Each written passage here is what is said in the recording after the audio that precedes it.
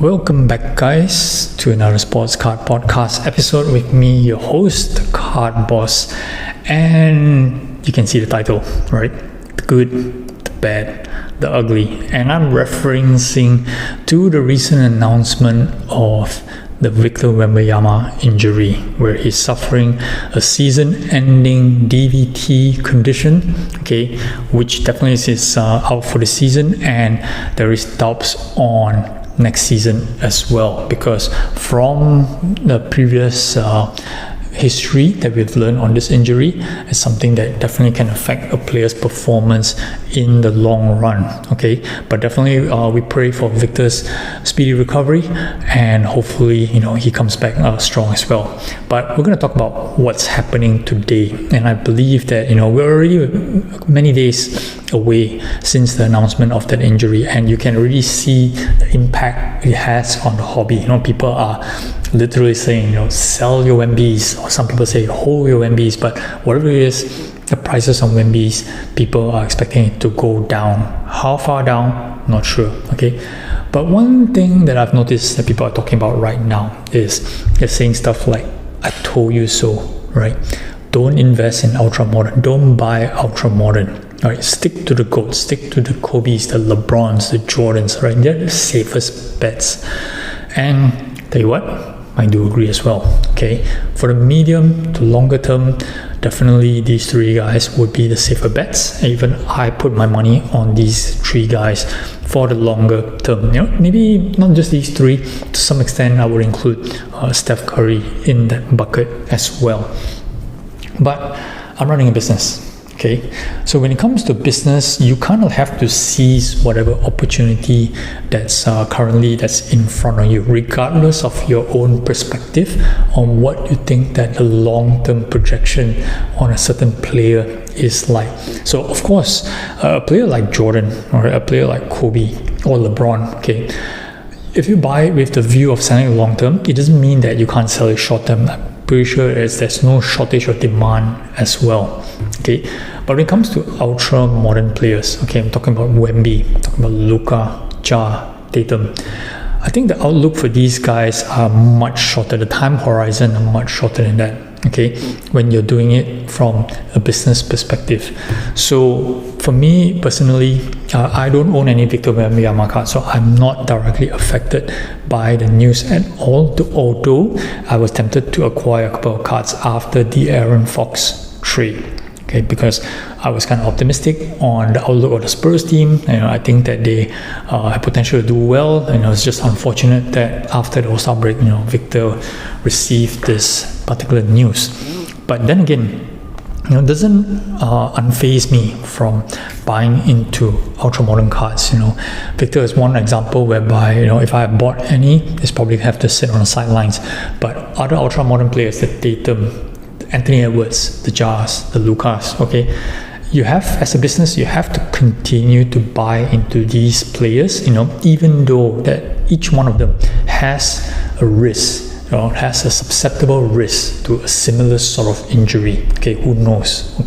But definitely, as a business, you still have to continue to put your money in them, although the advice is to not to overextend into any of these players, because these guys, depending on player performance, we have seen it in Luka, we've seen it in Anthony Edwards, on how much a player's performance can affect the prices. And if you buy it at the right time, and you buy the right cards, you can actually yield a better ROI in terms of percentage, even compared to a Michael Jordan or a Kobe Bryant. No doubt, Kobe Bryant, Michael Jordan, maybe over time, you will earn that amount of percentages, but for a short term, you can actually yield more with ultra modern players. But of course, there is the downside of what we see in Victor Wembanyama. This sudden injury can just swing the thing 180 degrees downwards. So that's the risk that you guys have to take. So a lot of people, for investing side, when they're buying cards to hold for medium to longer term, you would tell people, advise you to stay away from ultra modern. And I believe there's some truth to that. Because you don't want to be susceptible to these kind of injury risks. But from a business, it's kind of like You gotta play the game. You have to accept that the returns as well as the risk when you actually buy into these sort of players. Take for example Zion Williamson. Okay, back then in year 2020 or year 2019, during his rookie year, we were buying the base prisms, selling them for grading PSA 10s. We were selling for $500 or $600. Okay, at that point in time, we probably have people already saying, don't buy these cards, don't buy Zions, okay? He's so injury prone, he's not going to have a lasting career, the price are overhyped, don't touch it. For the medium to longer term, 100%, right? I myself had 20 to 30 of these Zions, but the moment I got them back in, just flip them. Okay, just flip them, banking your profits, put your money into something else. Okay, for those guys who unfortunately held on to the bag a bit longer, thinking that Zion would have a huge career, okay, which he might still have. I'm not saying he won't, but given that how much his card prices have fallen, due to his injury, due to his lack of, I would say, motivation in playing these days, just unfortunate, right? But at the moment, when you're running a business, when you're trying, the goal is to make money. You put your money into wherever you think that has the best potential to yield, to get the highest yield in the shortest period of time. Some cards are meant for long term. Some cards are meant to get the best value on the medium to long term. Okay, but some cards are meant to put in your money today and flip it as quickly as possible. But you run the risk of injury risks, such as the Victor Wembanyama injury right now. So what am I doing today? Am I still buying Ultra Modern? For sure.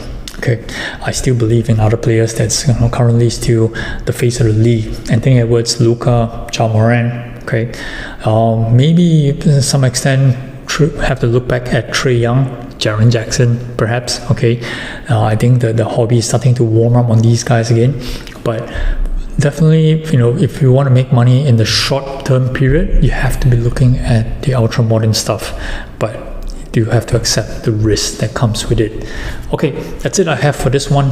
Just a quick video, just to talk about my perspective of this particular injury and why I think that, what people are saying in terms of just going back to the GOATs completely is not really true in a sense for business. All right.